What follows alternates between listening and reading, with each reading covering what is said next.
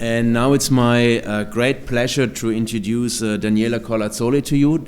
Daniele is a neurosurgeon. He's a boarded ECVN neurologist with a strong interest in, of course, neurology and neurosurgery. And he's running a very busy hospital in Rome. And he's very famous for all this work that he's done and very active in the college. And I'm very happy to introduce him to you and to welcome his talk about what's new with neuromuscular disease. Thanks a lot, Daniele. Thank you, Sebastian.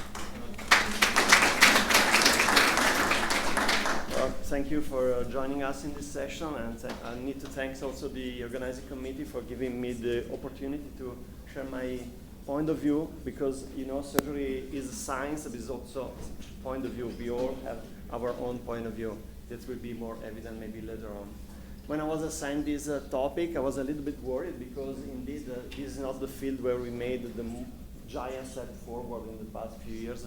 So I've been a little bit worried in the past few months finding a good topic for you today. But we are going to focus on two topics: anti-glycolipid antibodies in patients with polyneuropathies and electrodiagnostic, assessment of patients with peripheral nerve injuries.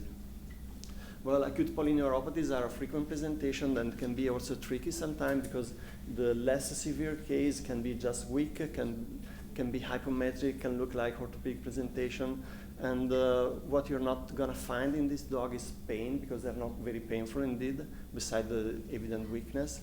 What can be misleading for if you're not very good in your exam is the fact that most of the time the proprioception is normal. That can maybe push you to consider again orthopedic like an option. But again, what is very evident in most of those cases is the fact that they have hyperreflexia. So reflexes are absent or decreased. Sometimes presentation can force you or suggest you more cervical option, especially in a puppy. And of course, hyperreflexia, we can bring back you to neurological diseases. The more severe cases can present with respiratory problems that can also can be life-threatening, and of course, making an early diagnosis could benefit those patients. They can recur occasionally. This is the same dog we saw in the first slide that had a recurrence at 10 years down the road. So not common, but can be a feature. Cats can have a similar presentation as well, and again, what is the main crucial in differentiation is hyperreflexia. Differential diagnosis is a long list of diseases. You are all very familiar with it, and the diagnostic workup include typical clinical presentation, electrodiagnostic, unremarkable laboratory data, CSF within normal limits or with just protein increase, and muscle and nerve biopsy. So quite a long workup. What happened in the human counterpart? Well, if we go to Guillain-Barré syndrome, that is the equivalent of the acute polyradiculoneuritis in dogs, it affects 1 in 78,000 people each year worldwide. And from the 90s, it was evident that antibodies plays a role in this disease, and in particular, anti-ganglioside antibodies. But let's step back at what the cell membrane is.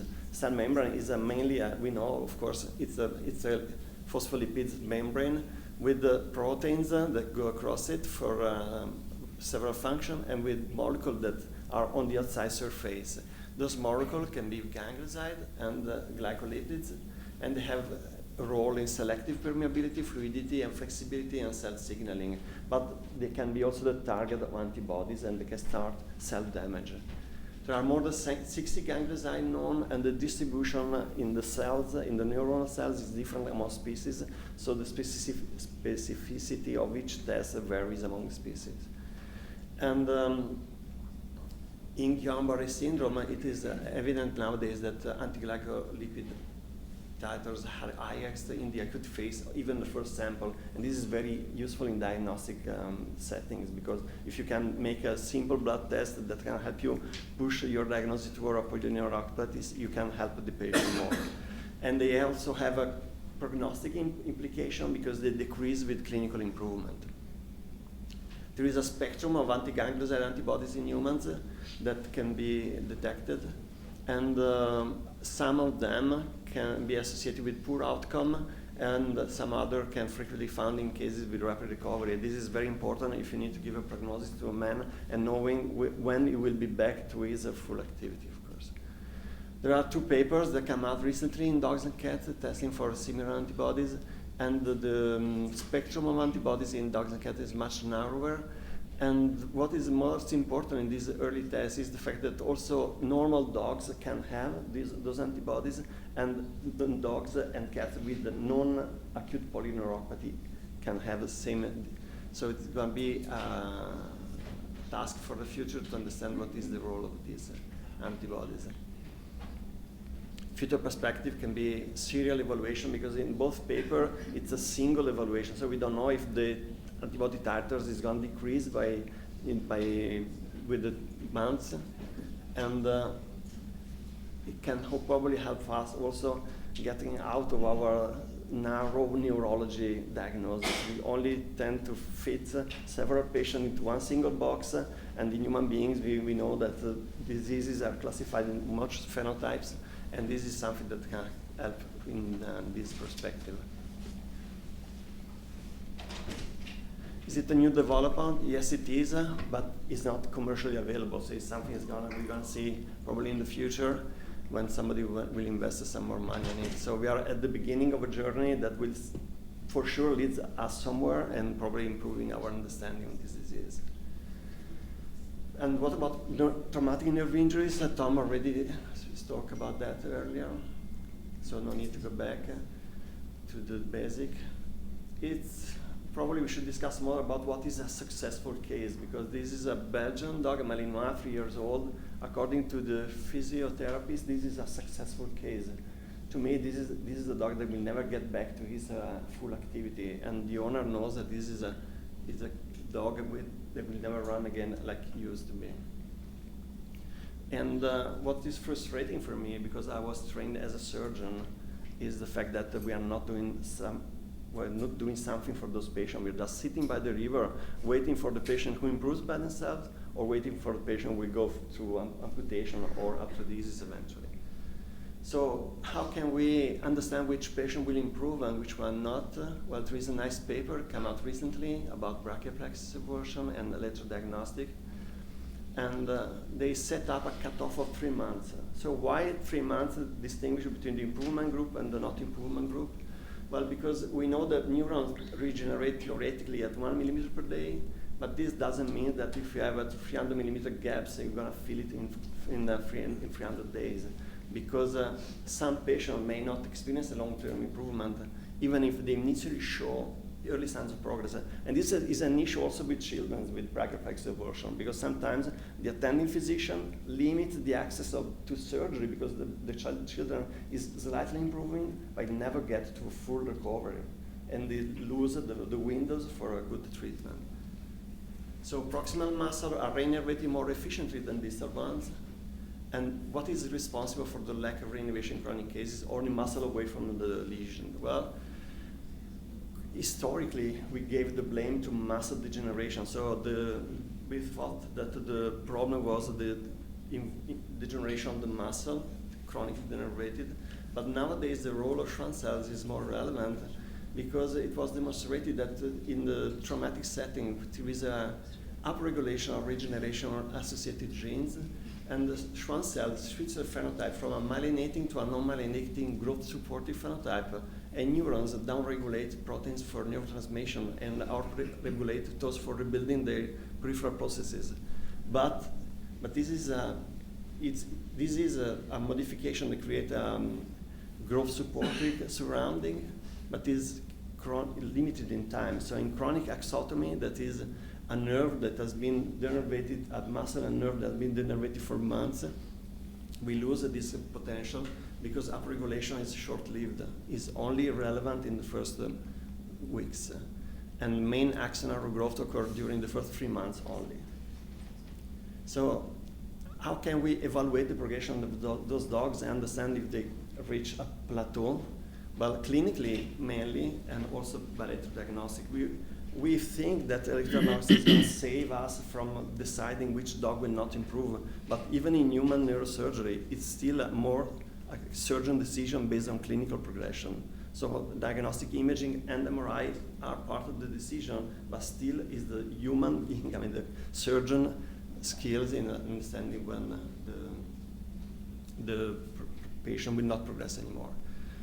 If we go back to the paper we started from, they could extract prognostic factor based on 30 patients, and a radial CMAP, that is a compound muscle action potential more than 5 millivolts, is associated with a high probability of further improvement. Ulnar nerve is not that important because we know that ulnar nerve is not relevant for 18 dogs and cats. But if the radial CMAP is below 0.7 millivolt, it predicts no further improvement. So that's science. Science is nice, but as a surgeon, you're not facing with science, you're facing with problems. And the problem is the dog going to improve or not? And this is probably mainly based on your physical examination and the way it's improving. Similar results were found in a paper about sciatic injuries, but the CMAP was slightly lower as a value, but still, patients with more than 1.55 CMAP on the sciatic tibial had a more likely chance of a good prognosis. But still, we are measuring what happens, but we are not influencing those patients. What could we do more before waiting? Well, we should understand, well, I changed my approach to my surgery, understanding that they are so much clever in human neurosurgery. Of course, we cannot do everything they do in a human patient, but we can understand how they think, how they face the problem, because it's a completely different mindset that they use in spinal surgery and brachial and plexus surgery. So I invite you to attend one of those meetings because it will really light up the problem. So brachial plexus version is a surgical indication in men, and priority include elbow flexion, shoulder stability, hand sensibility, wrist and finger flexion extension, intrinsic hand muscle function in this progression. What is the priority for functional reconstruction PET? We don't know, but I guess that elbow extension is relevant because it's an anti-gravity muscle. Carpal extension is relevant for the same reason. Elbow flexion, I think it's important for the protraction of the limb, and you also know that when your panarthrodesi fails, is because the dog is dragging the foot behind just because it doesn't have biceps function.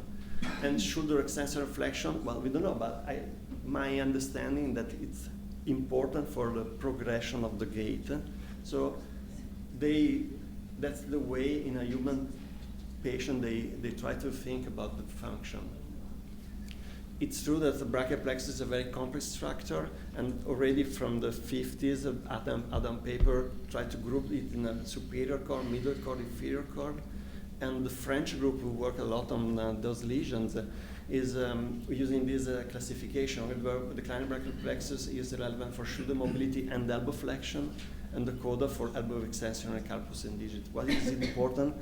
Because it can guide you in selecting the treatment if we get to a point where we can try to treat those patients.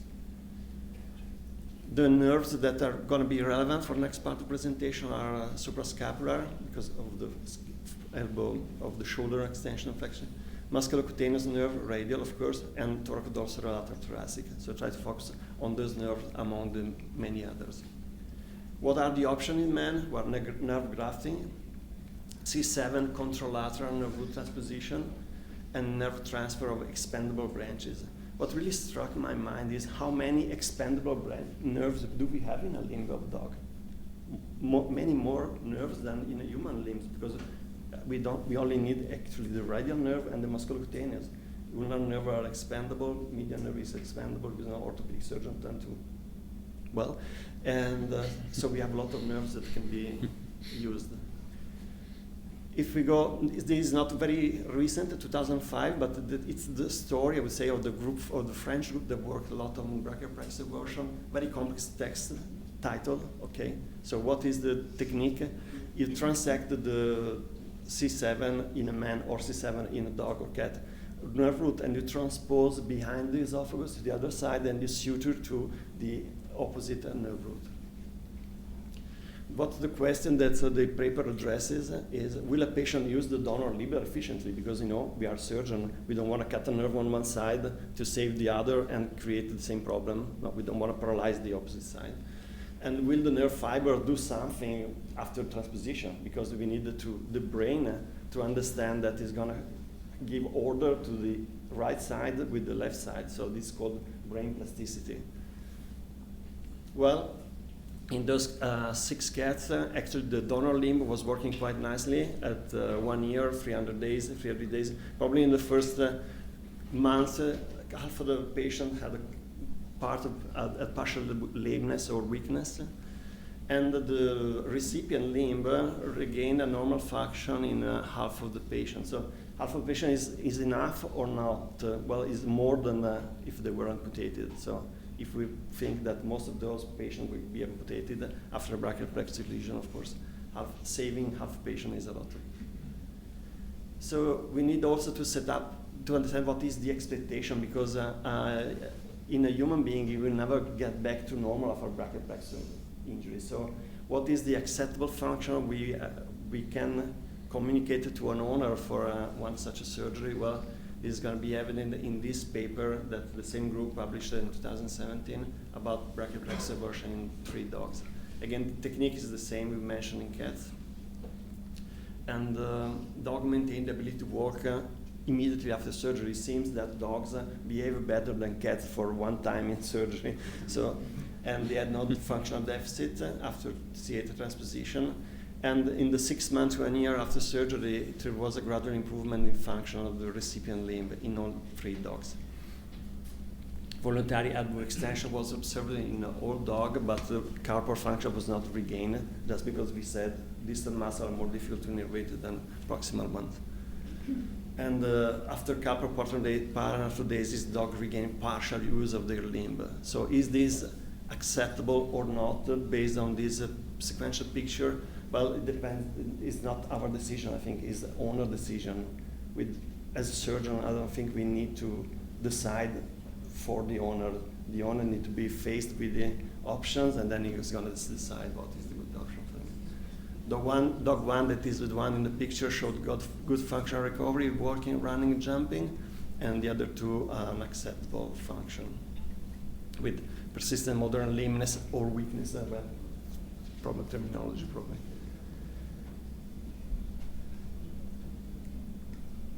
Complications were frequent. The 6 months, 12 months after surgery have been very hard for the owners and the caregiver. 2 abrasion, of course, distal arthritis, 1 dog, self-mutilation, 1 patient, phalanx amputation of the 3 and 4 digits was necessary in dog 1 and 3, and they all went through carpal paranarthrodesis. If you read between the lines of this paper, 10 patients were excluded from the statistic because they underwent cross-neurotization. So I think a publication will probably be soon published from this group. And what about elbow flexion? Because if we know, as a surgeon, arthrodesis fails because they are not able to flex the elbow. Again, same group, they did a lot of paper, published on a human paper, human neurosurgery paper. Restoration of flexion by performing contralateral transfer of expandable nerves. Now, let's see which one. The musculocutaneous nerve is the nerve that innervates basius muscle and brachialis that are involved in elbow flexion. And the lateral thoracic nerve innervates the cutaneous trunci muscle. So an expandable nerve is a useless nerve. And the thoracodorsal nerves innervate the latissimus dorsi, so again, an expandable nerve. So what they did, they cut the lateral thoracic and thoracodorsal as close to the muscle as possible, and they transposed behind the esophagus to the opposite side to suture to a freshly cut musculocutaneous nerve. Of course, this is an experimental model, but you can probably, you can certainly easily do also in a traumatic setting. And of course, the question is not will the patient use the donor limb efficiently, because those are expandable nerves. The question is, will nerve fibers from the contralateral nerve root innervate the contralateral limb efficiently? And indeed, at 6 months, 5 cats has regained normal elbow flexion and 6 partial elbow flexion after transposition. But what else could we do to enhance outcome instead of sitting by the river? Well, upregulation is short-lived, so we need to make a decision fast. We don't have to wait 6 months or 12 months down the road.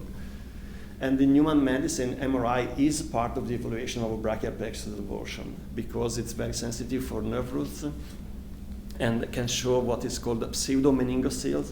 If there is a small tear in the dura matter, then the CSF will spill out of the dura, and you will see on MRI one of these aspects. And this will witness a root avulsion. The something will never ever recover by itself. So this is a surgical indication.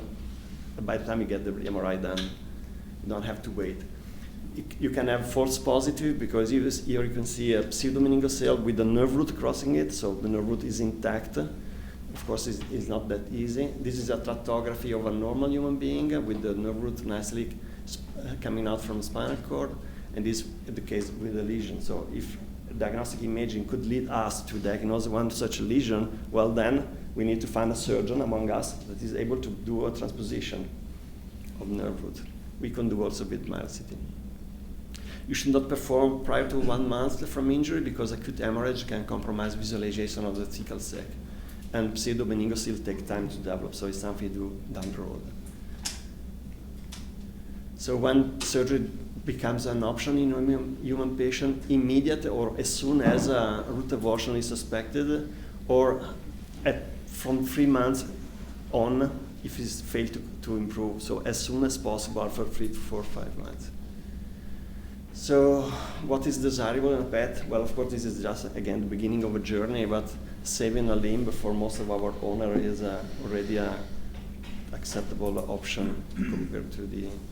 So I would say we'll see something new in the forthcoming years, but we need to change our mindset. We don't have to stand, wait, and hoping for somebody else taking the decision that belongs to surgeon. This is a surgical decision. That is something that we have to learn how to handle. Well, thank you.